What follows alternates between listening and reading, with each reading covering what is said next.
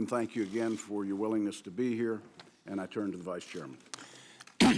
Thank you, Mr. Chair. Today's public hearing will help, I hope, the American public writ large understand how the Kremlin made effective use of its hacking skills to steal and weaponize information and engage in a coordinated effort to damage a particular candidate and to undermine public confidence in our democratic process.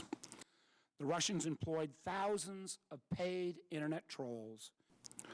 Russia's President Vladimir Putin ordered a deliberate campaign carefully constructed to undermine our election.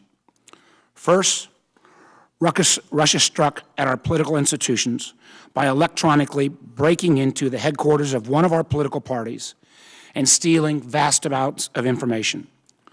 Russian operatives also hacked emails to steal personal messages and other information from individuals ranging from Clinton campaign manager John Podesta to former Secretary of State Colin Powell. This stolen information was then weaponized.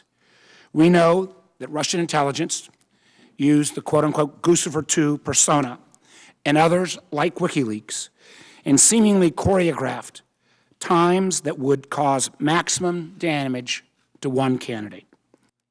Second, Russia continually sought to diminish and undermine. I want to make clear, at least for me, this information is not about whether you have a D or an R next to your name. It is not about relitigating last fall's election. It is about clearly understanding and responding to this very real threat. It's also, I believe, about holding Russia accountable for this unprecedented attack on our democracy. And it is about arming ourselves so we can identify and stop it when it happens again. And trust me, it will happen again if we don't take action. Chairman Burr, Vice Chairman Warner, distinguished members of the committee. The Kremlin can do this to the world's sole remaining global superpower. Imagine how other countries see it.